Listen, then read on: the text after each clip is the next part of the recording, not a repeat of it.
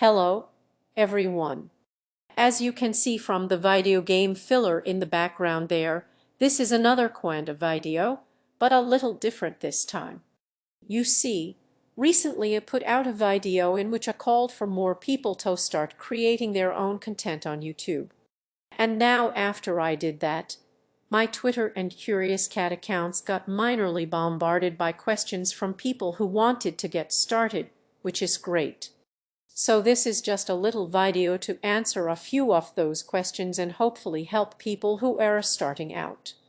I was asked a lot of similar questions multiple times, so I'll be going over the most common ones here first before answering a few more specific ones at the end.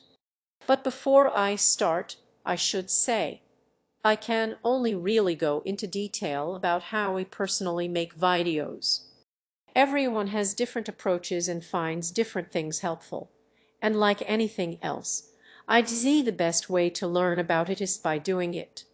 With that said, first up, I'll answer the various technical questions I was asked about equipment and software and so on, and I'll talk about pricing first. I guess. So one question I've been asked is it worth me starting out making content before I have an expensive microphone like you have? Which made me laugh. So this is the microphone I still use, a Ringerox 1800s. As you can see there, it is free for £31 sterling on Amazon. Now, I have that running into a Optec i26 preamp, which is £25 sterling on Amazon. And for additional audio equipment, I have a couple of microphone stands that were about £10 sterling each, a bunch of sound paneling to reduce the echo in the room, but the price for that will vary depending on how much of it you need. That's if you need it at all. And of course, you'll need the various wires and things to connect all that together. All in all, I'd estimate you could replicate my current audio setup for about £100 sterling or about $140. Though this is assuming you already have a computer to record on, and I will point out that if you want to actually appear in your videos, you will need to add a camera and probably lighting to that as well.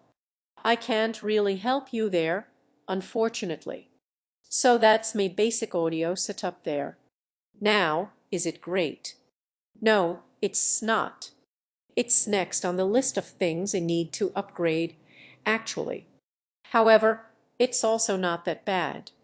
You know, you can hear me voice fine. It's listenable. It's not too echoey, and I've managed to get to this point without having to change it. Now, obviously, if you have the income to spare, you can buy better and more expensive versions of all the things I just mentioned. But if you don't, it's perfectly possible to start out with something similar to my bare bones setup there. My one piece of possibly snobbish audio advice I'll hand out is to stay away from USB audio devices, microphones, headsets, and so on. Now, obviously, different people will tell you different things, but I am not a fan, personally. They don't sound the best, and even a cheap cloro/preamp setup will usually be superior. That's in my experience, anyway. Now, software-wise, I record audio in Audacity, I edit video in Lightworks, and I capture footage for videos with OBS, which is a streaming software but can also make local recordings. All of these are okay programs. I mean, they get the job done, and they all free. I will say if you just starting out and you have access to a better video editor than Lightworks, I'd recommend learning to edit in that instead, because Lightworks can be a bit finicky. But if you don't have access to that, and you not some sort of mega millionaire who can purchase professional editing software on a whim, Lightworks is a perfectly passable free alternative, so long as you not looking to do anything too fancy very easily anyway. So that's hardware and software there. I'll go into a few production tips here, although, again, The best way to learn is to do it for yourself. For recording audio, firstly, make sure there's no echo. If you're re-recording in a room with big, flat, empty walls and an uncarpeted floor, it is going to echo. Now, I have sound paneling now, but in the past, I would hang a duvet or some sheets around near the microphone while I recorded, and that worked just as well. When you're re-recording, sit up straight, take deep breaths, try not to fiddle with things or speak animatedly with your hands too much. Sit on a chair that doesn't creak when you move, like this one. Listen to this. Try to record all your audio in a set position without moving around too much or rearranging the microphone, or different parts of your audio track will sound different. I actually just record all my audio for each video in a single sitting to try to circumvent this problem. Make sure you don't have a smartphone too close to your microphone or preamp or you will get interference. Try to record somewhere quiet. I guess that's the main piece of advice there. I believe some libraries have recording booth bookings if your home environment is like completely unusable as far as audio goes, so maybe look into that if you have to. Next up is audio editing, which is very important. Now, obviously, as my recording setup is kind of cheap and basic, if I just record a track in Audacity and export it with no editing, it would sound fairly rubbish. In fact, it would sound like this. I'll read out the rest of this paragraph with no editing so you can see the difference. So how do we stop our audio from sounding like this? Well, in Audacity, or your editor of choice, I guess, we can apply different filters and effects. Now, the most important one I always use is noise reduction. At the start of every track I record, I leave a brief period of total silence, which looks like this, so that I can let the microphone get a sample of the background noise. Then if we select that part of the track, we can go to Effect, Noise Reduction, click Get Noise Profile, which will tell Audacity what you want it to remove, hit Effect, repeat Noise Reduction, and say farewell to the background noise. There we go. Now, obviously, you will have to play around with the various settings to get it sounding the best, depending on your recording equipment and space. I also use the normalize and equalize effects with particular settings relevant to me setup here, but I had to play about with those to get the right numbers, so experiment and see what works for you. And the rest of the editing is just cutting the track down to the usable parts, cutting flubbed lines or coughs, weird clicks, shortening unusually long pauses, all that jazz. Now, I do this in Audacity before exporting the track, but obviously this is different if you're re-editing audio that has to be fit to video footage of you speaking. Any cuts there will have to match the video, or it will all be out of sync, so that's best done in the video editor. So, video editing tips. Well, don't ask me. I'm not the best. I'm sure you've noticed. I can do things, I can make there be a picture of pyramids when I'm talking about pyramids. I can make that picture of pyramids spin around if I wanted to, or get really small and then slowly slide off the left of the screen. I can do it, but mainly me video editing only extends to showing clips and pictures I happen to be talking about, and that's all fairly simple to learn, which is cool. But for actual advice I can give, first off, make sure you have a good folder system. I did know this at first, and everything got very messy. So now every project has its own folder, and then within that are folders for pictures, video clips, audio, and so on. In the actual editor, video editing for me boils down to dropping various clips and pictures onto the timeline at the right time. I import the audio track first and then add visuals to it. Now, other people will do it differently again. You all have to see what works best for you. I won't really go into any specifics here, as it will depend on what editor you are using and the type of content you are trying to make, but there are plenty of great video editing tutorials here on YouTube, so give those a look. And in future, when you see a YouTuber you like use an effect that you'd like to know how to do, just have a Google of it and someone somewhere will have a tutorial for how to do it. Isn't the internet wonderful? So I realized a lot of me technical advice there kind of boiled down to Google it and experiment for yourself. So let's see if I'm any better at creative advice. Now, I was asked two particular questions multiple times here. How do I decide what to make videos about? And secondly, how do I know what I make will be worth watching? So to the second question, I don't know. You know, do you want to make the thing? You know, do you wish it existed?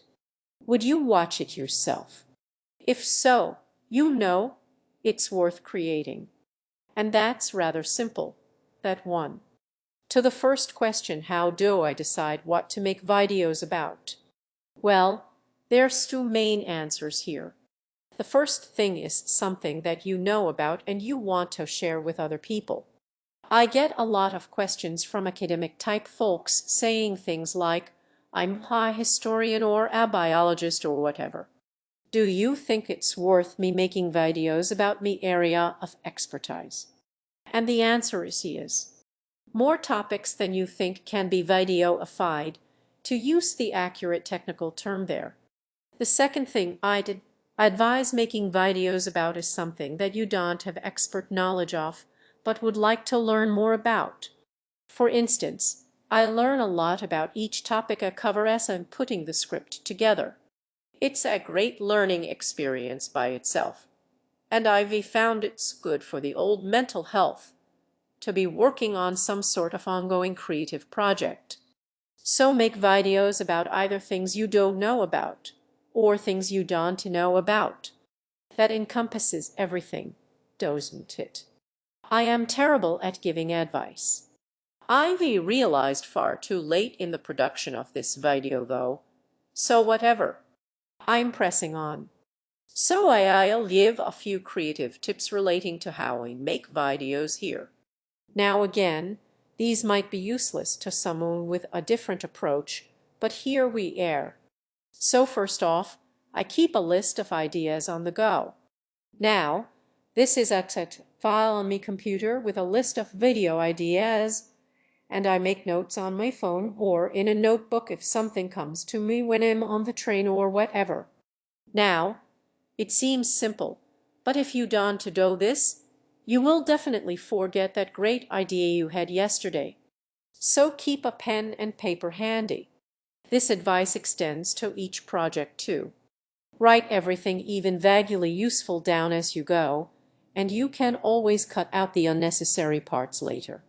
Now, I personally write scripts over the course of a week to a few weeks, making a big jumbled list of phrases and keywords and sentence fragments that are stand-ins for full paragraphs, written down as I think or read about the topic. Talking your ideas through with someone else can be really helpful too, as they will ask questions or raise additional points, and you can get a bit of a preview of how an audience is going to respond to what you're saying.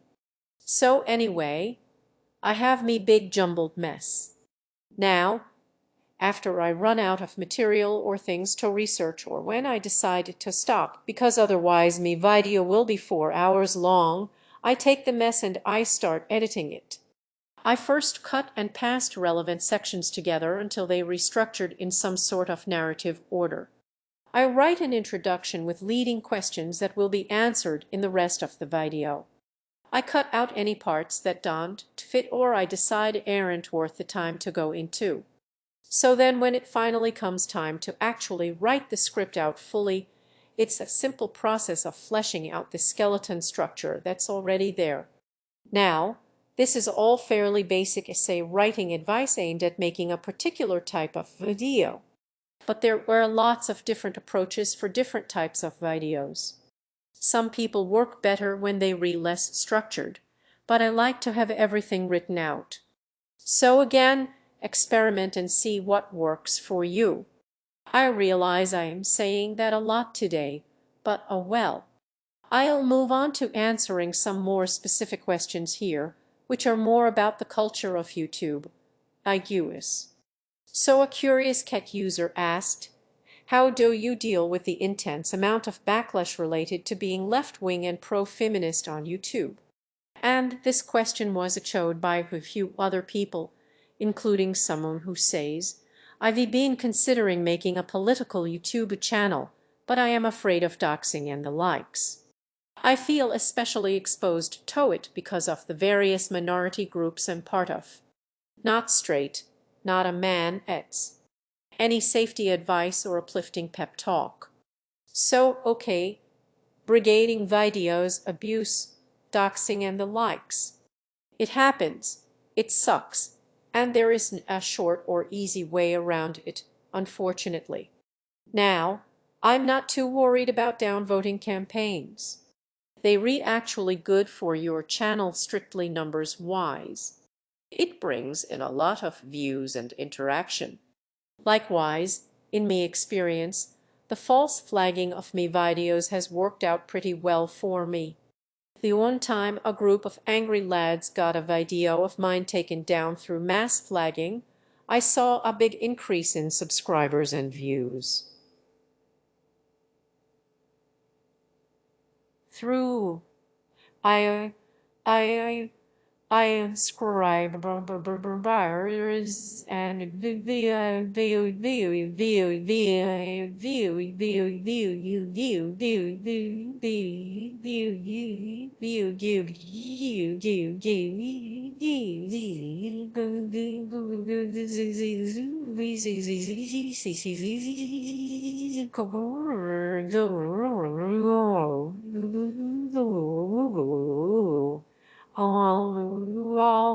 and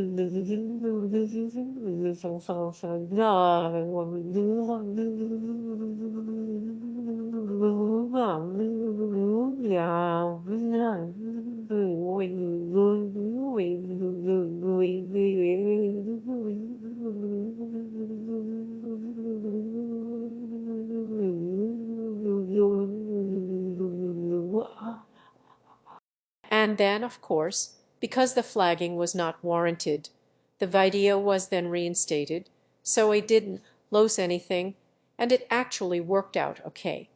Now, there is really a nice side to the abuse itself, unfortunately. And I actually get it pretty easy, all things considered. All I'd say is don't feel bad about blocking or muting people who are arguing in bad faith. Particularly starting out, you're gonna be reading all your YouTube comments and messages and the likes, but that gets old very fast. You shouldn't waste your time engaging with trolls who are only there to annoy you. Now, the worst of the things that happens is the doxing and attempting to mess with your personal life somehow. Luckily, it is only a very small minority of people who engage in this sort of behavior, but it does happen. If you develop enough of a presence online, there will be people who try to find out your address or guess your passwords. Social engineer their way into getting the reset question for your backup email that you haven't logged into in 5 years, all that sort of thing. So before starting out, I'd say prepare yourself for that to happen. Create a fresh email address for your channel and associated other social media accounts. Use a new, long, complicated password and be aware of your previous history on the internet. Did you used to have a DeviantArt account where you drew Mario licking Sonic's feet or something? If you don't know anything about that, the first person you piss off is going to find it and email it to your parents. So any old social media accounts you don't use, log into them and deactivate them, and put the ones you do use on the highest security settings. If there's something you've done in the past that would be embarrassing to be revealed about you, be upfront about it early on. Part of the reason why I keep mentioning I was a little shithead troll years ago is if anyone ever finds a bunch of posts of mine where I've said some air quotes edgy racist or sexist crap, which I did frequently, I've already addressed that. For tips on trying to avoid this kind of extreme negative attention, I just say mainly be boring. Don't give them what they want. The people who engage in this sort of behavior just want a target, and they don't really care who it is.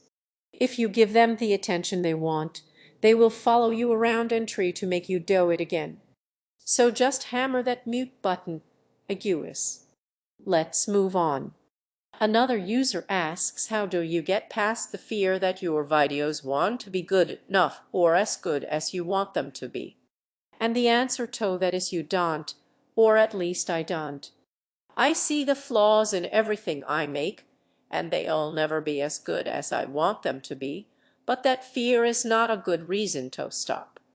Just try to make the next thing better than the last thing was.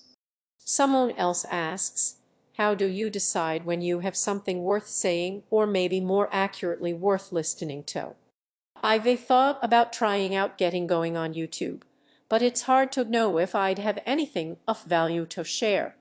First off, I'm sure you do have something of value to share, but for me this process happens topic by topic. There are videos I've abandoned if I realize that the approach I'm taking doesn't work, or there isn't enough material or whatever else. Will want to know until you try, I guess I'm saying. Someone else asks, hey Scene, I'm currently setting up a YouTube channel. My first video happens to be about a popular YouTube skeptic spreading misinformation about the Holocaust and bordering denial. I keep asking myself if I should touch this topic at all, or if there were certain things that should be off limits even when correcting Holocaust deniers. What are your thoughts on this? So this is something I've been thinking about a lot lately, and here's where I'm at with it right now. You can make a video countering something like Holocaust denial or some other similarly difficult subject, as long as you're kind of careful. First off, I'd say you should aim upwards in terms of audiences. If you have 1 million subscribers, it might be irresponsible to expose them to some obscure Holocaust deniers arguments, even for the purposes of debunking them. So probably only respond to people with a larger audience than yourself, and you can debunk an argument without providing a platform to any one person. So talk about fascists all you want, but don't have them on the show for a friendly chat. And if you ever make a video trying to explain their views and arguments, include very clear and unambiguous refutations to those arguments. Don't give them an inch basically, or you'll be doing their job for them. Another user asks to answer that. Just dive right in. Well, that was an easy one. Another user asks, so I'd say the big issue here is your concern about your videos no longer being relevant, and you shouldn't be worried about that, really, unless you're remaking a channel that reacts to daily news or something. I made a video about the shooting of Trayvon Martin, like 5 years after it happened. I'm working on a video about the Charlottesville Unite the Right rally right now. There's something to be said for missing the immediate response window and instead just getting the last word and later on. So maybe try being less concerned about staying current or develop content that is just timeless. You know, I've made videos about Roman history, for instance. It doesn't really matter when they came out, you know. Another user asks, I find this comes with time. You know, if you pick any YouTuber who sounds confident now and scroll to their old videos, they'll probably all sound totally different. So make 10 videos and then see if you still sound nervous. I guess. Someone else asks, and yes, that's completely fine. You know, you can just put out political content and ignore all the rest of the rubbish if you like. It'd probably be good for your mental health in the long run as well. So, yeah, go for it. Finally, I was also asked a few questions about how to get views and subscribers and all that. Now, I'm probably not the best person to answer this. For me, it was about 2 years of producing video content before I broke 1,000 subscribers. Before doing political stuff, I was making kinda rubbish game videos. And then before that, I had another YouTube channel that I ran for a year and that never really saw a sizable audience of any kind. I kept up with making videos because I found it fun. It's an enjoyable hobby for me, so just keep on trucking basically.